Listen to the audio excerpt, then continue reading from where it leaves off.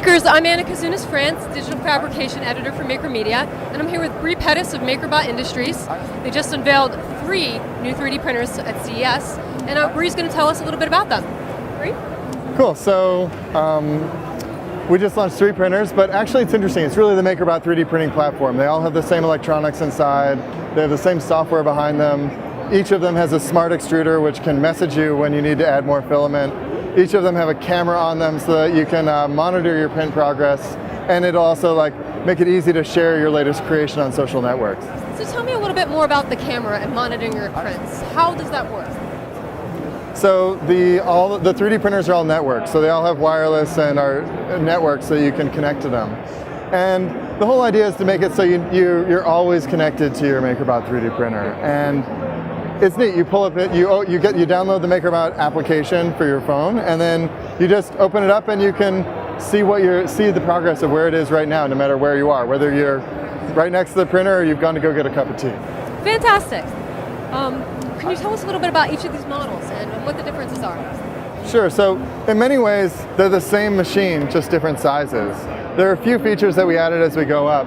This one is really the one for people getting started. It's $13.75, great place to start. And I'm just so happy with the way it looks too.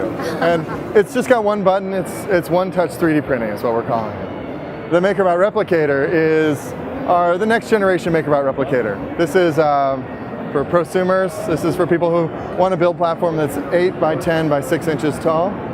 And it's got this luscious display, this 3.5-inch color display. And this knob, we actually worked really hard on this knob. We wanted it to feel really good. So, just on the theme of it should just be seamless to get your ideas out of your head and make them. So a move away from the buttons and into the knob. It's still got buttons, but we wanted to have a really we just like the way the knob feels. And it works really well. It's kind of like high-end stereo equipment kind of a feel. Excellent. And tell us about the final printer they've launched. Bam! We've got the MakerBot Replicator Z18. This is build volume of 12 by 12 by 18 inches. It's got a heated build chamber to reduce warpage and keep everything dimensionally stable. And this is, it's been interesting here at the show to get feedback.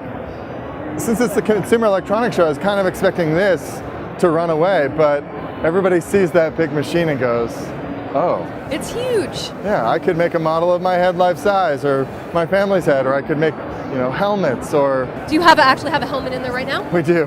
Fantastic. And the sci-fi prop makers,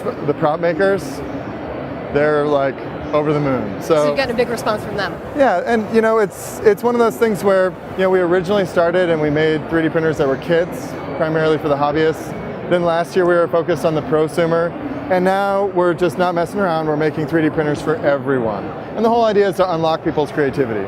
For people who are already reading the Make Magazine blog and read Make Magazine, it's a no-brainer. They know all about this. But for the rest of the world, we have to bring them along and allow them to have that same rush that makers feel when they make something. We have to make it easy and friendly so they're not scared to jump into the creative process. Fantastic.